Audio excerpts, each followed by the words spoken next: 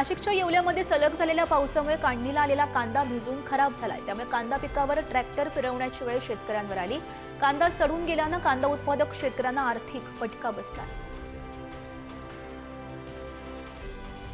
जालन्यामध्ये वादळी वाऱ्यासह झालेल्या पावसाचा कांदा बीज उत्पादक शेतकऱ्यांना चांगलाच फटका बसलाय। पावसामुळे कांदा बीजचं मोठं नुकसान झालं, त्यामुळे शेतकरी आर्थिक संकटामध्ये सापडले आहेत। शासनानं नुकसानीचे पंचनामे तातडीनं करून द्यावे अशी मागणी आता शेतकऱ्यांकडून केली जाते। नाशिकमध्ये मे महिन्यात झालेल्या मान्सूनपूर्व पावसामुळे कांदा बियाणं क्षेत्राचं मोठं नुकसान झालं। त्या दरम्यान जिल्ह्यात जवळपास 500 हेक्टर क्षेत्रावर नुकसान होऊन सुमारे 15 कोटी रुपयांचं बियाणं मातीमोल झाल्याची माहिती सध्या समोर आली आहे। जालन्यामध्ये पावसाच्या विश्रांतीमुळे मशागतीच्या कामांना आता वेग आला। शेतकऱ्यांनी शेतात मशागतीची कामं सुरू करून पेरण्यासाठी रान सज्ज करण्यास सुरुवात केली आहे। काही शेतकरी बैलजोडीच्या मदतीनं तर काही जण ट्रॅक्टरच्या सहाय्यानं मशागतीची कामं करताना सध्या दिसतात।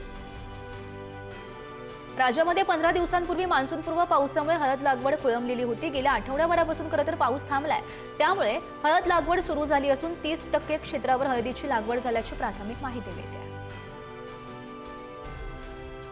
जालन्याच्या बाजारामध्ये जांभळाची आवक वाढल्यानं जांभळाच्या दरात घसरण झाल्याचं दिसतंय। 10 ते 12 दिवसांआधी 80 ते 100 रुपये किलोनं जांभूळ विक्री होत होती, मात्र हे दर घसरलेले असून 50 ते 60 रुपये पावशेरनं सध्या जांभूळ विक्री होते। त्यामुळे नागरिकांना दिलासा मिळालाय। नवी मुंबईतील एपीएमसी फळ बाजारामध्ये जुन्नरमधील हापूस आंबा आणि कर्नाटकमधील आंब्याची आवक सुरू आहे। रोज 10 ते 12 हजार जुन्नर आंब्याच्या पेट्या बाजारामध्ये दाखल होत आहेत, तर 2 ते 3 डझनची पेटी 400 ते 800 रुपयांपर्यंत आहे, तर कर्नाटक आंब्याला 50 ते 70 रुपये प्रति किलोचा दर प्राप्त झालेला आहे। यावर्षी केंद्र सरकारनं कापसासह सर्व शेतीमालाच्या हमीभावामध्ये वाढ केली। त्या दरम्यान केंद्र सरकारनं यंदा लांब धाग्याच्या कापसाकरता गेल्या हंगामातील 7,521 रुपयांवरून त्यात 589 रुपयांची वाढ करत हा दर 8,100 रुपये प्रति क्विंटल जाहीर केला।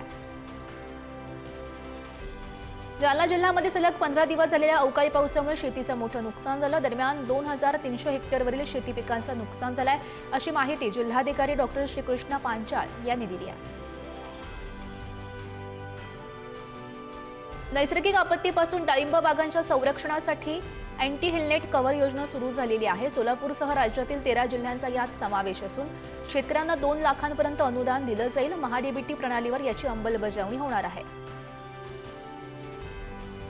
हिंगोली जिल्ह्यात पीक कर्ज वाटपामध्ये बँकांचा हात आखडता पाहायला मिळतोय। जिल्ह्यात आतापर्यंत केवळ 12% पीक कर्जाचं वाटप केलं गेलं, त्यामुळे पेरणीच्या तोंडावर शेतकरी हवालदिल झालेत। सिंधुदुर्गमध्ये पावसाळ्यात नागरिक आंबा काजू झाडांची लागवड करण्यास सुरुवात करतात। जिल्ह्यात अनेक भागात नर्सरी व्यावसायिक असून साधारणतः जानेवारी महिन्यापासूनच आंबा काजू कलम तयार करण्यास सुरुवात होते आणि ही कलम उच्च प्रतीची असून यातून स्थानिक व्यावसायिकांना चांगलं आर्थिक उत्पन्न सुद्धा प्राप्त होतं।